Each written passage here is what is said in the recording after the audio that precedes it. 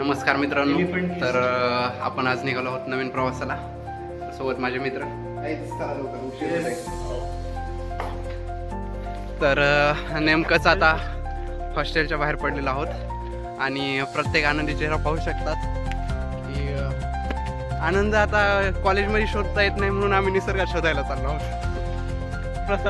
माझ्यासोबत माझे 4 मित्र प्रसाद, सिद्धांत, जितेंद्र आणि मी. आता आम्हाला जल्दी लेट झाला आहे म्हणून थोडं लवकर चालावं लागेल. मुलांनो चला लवकर. तर पहाटे 5च्या सुमारात आम्ही माळशेज घाटात पोहोचलो आहोत आणि समोर पाहता तर पूर्ण झिरो व्हिजिबिलिटी दिसते धुक्यामुळे. आणि आमचा रस्ता तर मला वाटतं फक्त त्या रेडियमच्या वर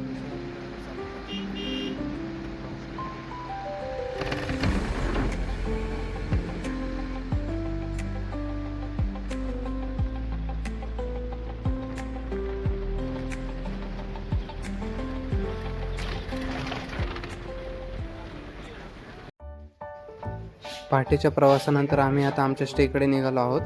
थोडी विश्रांती आणि सकाळचा नाश्ता घेऊन पुढचा प्रवास आपण करूया. सुप्रभात मित्रांनो. तर रात्रीच्या 250 ते 300 किलोमीटरच्या प्रवासानंतर आपल्याला हा सुंदर नजारा पाहायला मिळालेला आहे.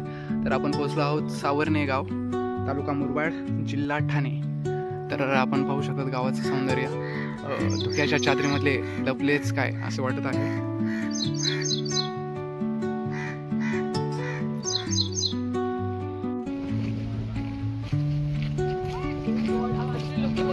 तर या प्रवासामध्ये आपण 2 गोष्टी एक्सप्लोर करणार आहोत. एक म्हणजे काळू वॉटरफॉल आणि दुसरी म्हणजे आंध्राई जंगल ट्रेक. तर आणि या माळशेज घाटामध्येच वसलेल्या ह्या सगळ्या दोन्ही गोष्टी आहेत. तर बघूया आपण एक गोष्ट. तर नेमकंच आता आम्ही चुलीवरचे पोहे खाल्लेले आहेत आणि आमचं दुपारचं पण जेवण इथंच असेल. तर सावर्णे इथंच आणि एकदम छान असा नाश्ता झालेला आहे आणि इथून आम्ही पुढच्या सुरुवात करू.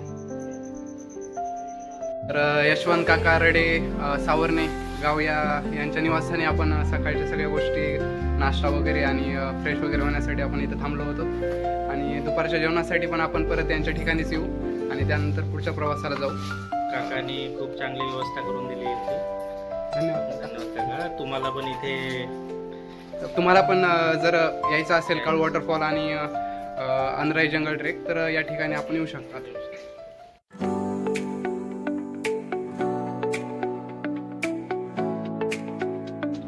काय झाडी, काय डोंगर, एकदम ओके मध्ये.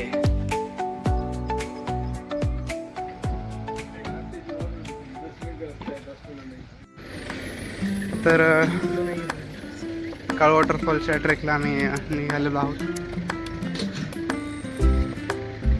नयनरम्य दृश्य पाहत पाहत सुंदर. तर काळ वॉटरफॉलच्या दिशेने मी आणि माझे मित्र सोबत आमची टीम आणि आमचे गाईड पण निघालेले आहेत. शकता ही टीम सोबत आहे. अरे यार पडली.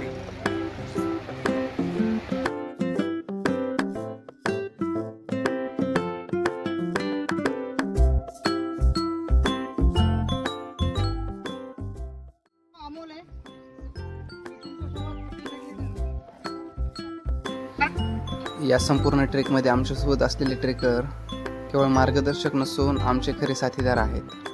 अवघड व घसरड्या पायवाटांवर योग्य मार्ग दाखवतात, प्रत्येक सुरक्षितेची काळजी घेतात व आम्हाला गरज पडेल तेथे मदत करतात. त्यांच्या अनुभव आणि मार्गदर्शनाने आमचा ट्रेक अधिक सुरक्षित व आनंददायी बनत आहे.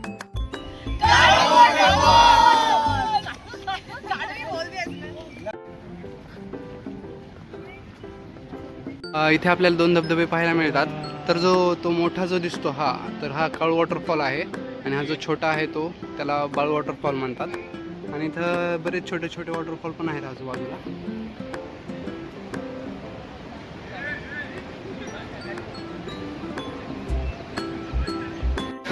ही नदी पार करून आपल्याला पलीकडे जावं लागेल. तर आमचे गाईड आमच्यासोबत आहेत.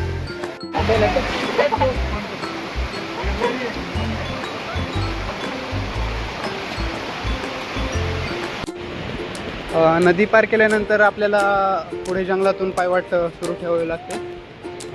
कारण पुढे अजून एक नदी दिसते, तर ती पण पार करावी लागेल. पण बघूया मगाशीपेक्षा सोपी आहे की अवघड आहे. मगाशी तर जर अवघड होती.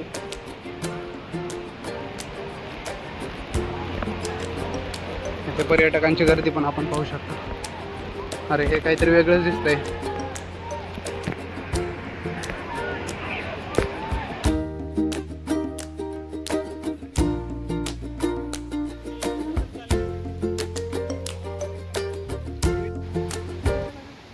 ढकलशील आहे मला. काळ वॉटरफॉलच्या पायथ्याशीच इथे खाण्याचे स्टॉल पण आहेत. म्हणजे तुम्हाला इथे पण पाणी वगैरे या गोष्टी मिळू शकतात. पण गोष्टी थोड्या महाग असतील. आपण पाण्याचा प्रवाह पाहू शकता.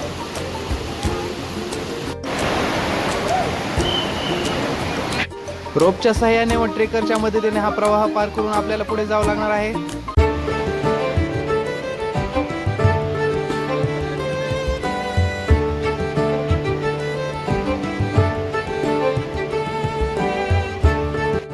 आणि आम्ही फायनली पोहोचलो आहोत काळ वॉटरफॉलच्या पायथ्याशी.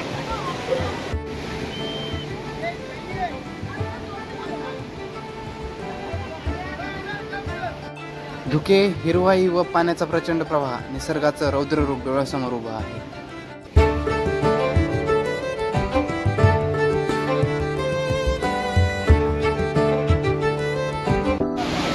अंडर गायडन्स ऑफ ट्रेकर आम्ही एकदम छान असा नजारा पाहून आता परतीच्या वाटेला निघालो आहोत. परतीची वाट धरली आहे, मात्र नजरा पुन्हा पुन्हा त्या धबधब्याकडेच वळत आहेत. मनाला अजूनही काळूच्या त्या रौद्र सुंदर रूपाचा निरोप घ्यावासा वाटत नाही.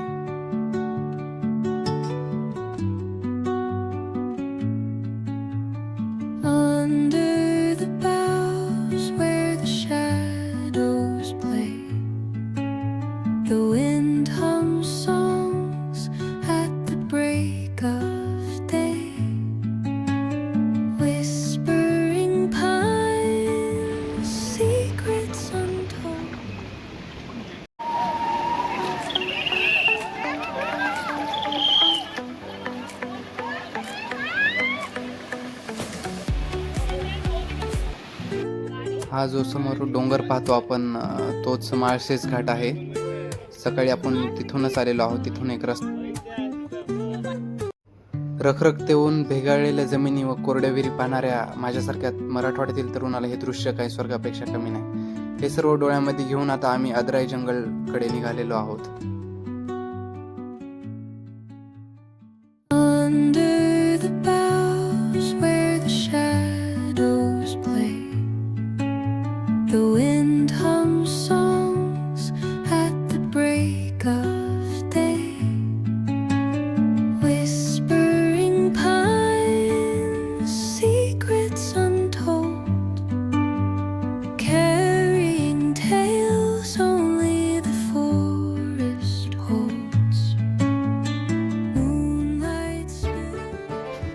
आता सायंकाळी 6 वाजले आहेत. आम्ही अद्राई जंगल सफारी सुरू केली आहे.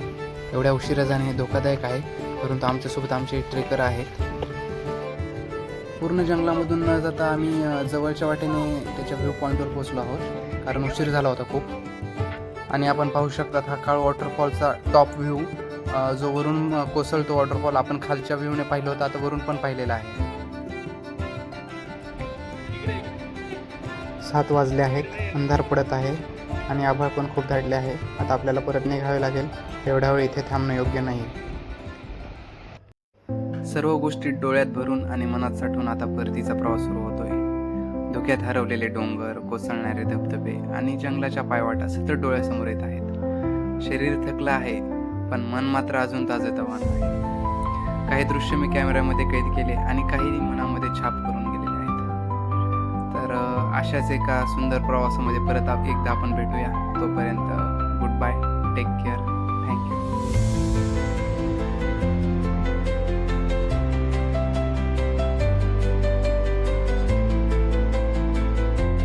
सक्सेसफुली ट्रेक पूर्ण करून संभाजीनगरमध्ये परतलो आहोत. आणि खरं सांगता म्हणायचं झालं तर तुम्हाला अनुभव विस्मरणीय होता, शब्दामध्ये मांडता येणार नाही.